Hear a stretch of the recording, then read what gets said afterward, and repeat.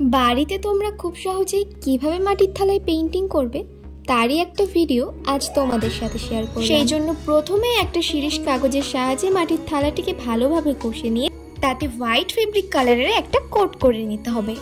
আমরা তো সবসময় লাল বা মেরুনের ওপরেই কলকা করে থাকি, তাই চলো আজ সেই সীমাবদ্ধতা থেকে বেরিয়ে গিয়ে নতুন কিছু করি। সেই জন্য দেখো একটা নীল ফেব্রিক কালার দিয়ে মাটির থালাটিকে পুরোপুরি কভার করে নিলাম। এবার একটা কাটা কম্পাসের সাহায্যে থালার মাঝ বরাবর একটা গোল এঁকে নিয়েছি। এখানে আমি কলকার জন্য নিয়ে নিয়েছি একটা সাদা ফেব্রিক আর একটা 000 নাম্বার তুলি। কিছুদিন আগে ইনস্টাগ্রাম স্ক্রল করতে করতে একটা ডিজাইন চোখে পড়েছিল, যেটা ছিল বেশ সিম্পল কিন্তু অনেকটা সুন্দর। আর ঘরে যেহেতু আমার মাটির থালি ছিলই, সেই জন্য ভাবলাম চলো কেননা ডিজাইনটা রিক্রিয়েট করা যাক আর তোমাদের সাথে শেয়ার করা যাক। জানো তো এখন ওয়েদারের যা অবস্থা, এই রোদ ওঠে তো এই বৃষ্টি পড়ে, আর বৃষ্টি পড়লে এই অলস মনটা আর কিচ্ছু জানে না। মনে হয় এক গাদা রং পেন্সিল নিয়ে বসে পড়ি জানলার পাশটাতে। যদিও প্রায় প্রত্যেকটা দিনই আমার আঁকা আঁকি নিয়ে চলে, তবুও কিন্তু তোমাদের সাথে আমার সবটা শেয়ার করা হয়ে ওঠে না। আমার জীবনে জানো তো আঁকা আঁকি ব্যতীত অন্য কোনো ওষুধ নেই। শত মন খারাপ, শত রাগের মাঝেও একমাত্র আঁকাই আমাকে শান্তি যোগায়।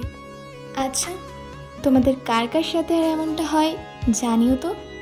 এদিকে দেখো আমি রাউন্ড কলকাটা কমপ্লিট করে কলকার চারিদিকে পদ্ম ফুল এঁকে নিচ্ছি। কলকাটি তোমরা একটু ভালো করে লক্ষ্য করলেই খুব সহজেই বাড়িতেই মাটির থালায় এঁকে নিতে পারবে। আর নিজের অথবা নিজের প্রিয় মানুষগুলির বিশেষ বিশেষ দিনগুলিতে নিজে হাতে এঁকে কিন্তু উপহারও করতে পারবে। আর এই দিকে দেখো আমাদের পদ্ম ফুলগুলো আঁকা হয়ে গেলে আমরা কিন্তু মাটির থালার চারি সাইডে রাউন্ড করে নিয়ে সেই সেম কলকাটাই আঁকবো।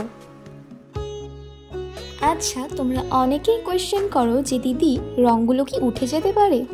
তো তাদের উদ্দেশ্যেই বলছি, এখানে রং করা কমপ্লিট হয়ে গেলে কিন্তু ভার্নিশের একটা কোট অ্যাপ্লাই করতে হয়, যার জন্য কিন্তু রংটা অনেক দিন টেকে। আর এই মাটির থালাগুলো তো নিত্য প্রয়োজনীয় নয়, বিশেষ বিশেষ দিনের জন্য ইউজ করা হয়, তো সেই জন্য রংটা অনেক দিন চলে যায়।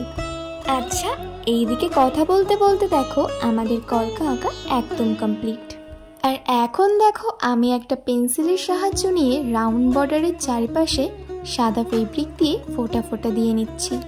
এটা কিন্তু আমরা তুলি দিয়েও করতে পারতাম, কিন্তু তুলির চাইতে এটাই আমার কাছে বেশি ভালো মনে হয়। তো কথা বলতে বলতে এদিকে আমাদের মাটির থালা আঁকা কিন্তু একদম কমপ্লিট। ভিডিওটা তোমাদের কাছে কেমন লেগেছে অবশ্যই একটা কমেন্ট করে জানিও। আরও নতুন নতুন আর্ট রিলেটেড ভিডিও পেতে পেজটিকে ফলো করো। দেখা হচ্ছে নতুন কোনো ভিডিওতে, ততক্ষণের জন্য টাটা।